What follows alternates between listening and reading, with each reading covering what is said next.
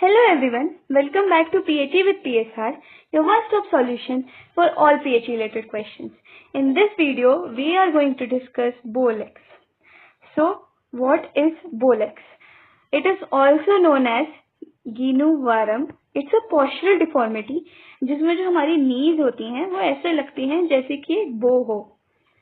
हमारा if suppose अगर हमारा knee का natural alignment ऐसा है, if they are straight, then वो कुछ ऐसी हो जाती हैं.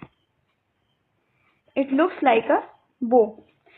So the legs are outward at the knees. आप देख रहे हैं ये बाहर की साइड को जा रहे हैं पैर knees वाले पार्ट में, और जो feet होती हैं, feet और ankles, they touch each other. feet हमारा पैर और ankle हमारी एड़ी ये टच कर रही होती हैं एक दूसरे को.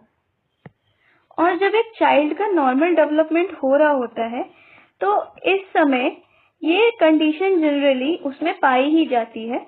तो जब बोन्स ग्रो कर रही हैं, अभी प्रॉपर पूरा कंप्लीट डेवलपमेंट हुआ नहीं है, तो ऐसा देखा ही जाता है कि उनके पैर बो लेग्स होते हैं, बो नीज होती हैं उनकी बहुत कंडीशंस में.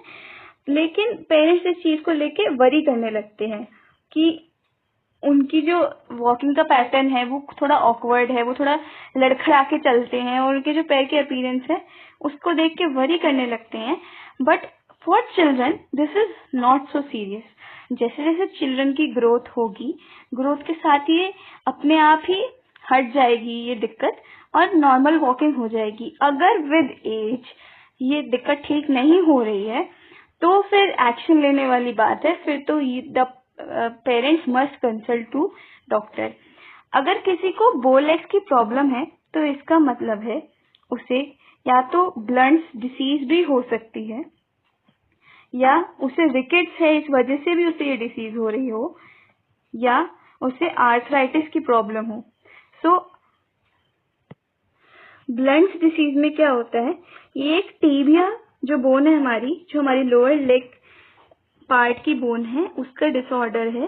तो इसमें उसकी ग्रोथ इनवर्ट्स की तरफ होती है, जिसकी वजह से एक बो लेग जैसा सिनेरियो क्रिएट हो जाता है. टीबिया की ग्रोथ हिंडर हो जाती है. उस कंडीशन को कहते हैं ब्लंट्स डिसीज. रिकेट्स में हमारी बोन वीक हो जाती है, तो उससे भी हमें ये पोस्चरल डिफॉर्मिटी हो सकती है. बिकॉज बोन्स अफेक्ट होंगी तो डेफिनेटली बोन से रिलेटेड पोस्चरल डिफॉर्मिटी आ सकती है. Arthritis is the disease of joints.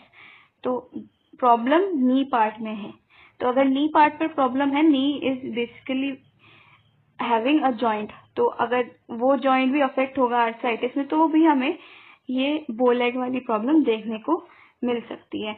मैंने आपको सारी डिसीजेस का एक ब्रीफ इंफॉर्मेशन इसलिए प्रोवाइड की है ताकि आपको मगअप ना करना पड़े, आप उसे अच्छे से मेमोराइज कर लें. अब इसे करेक्ट करने के लिए हम क्या करेक्टिव मेजर्स ले सकते हैं.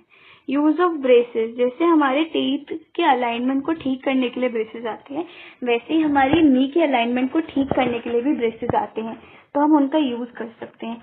ऐसे शूज जो हमारी कंडीशन को बेटर करने में हमें मदद करें, ऐसे मॉडिफाइड और कस्टमाइज शूज, हम वो भी यूज कर सकते हैं.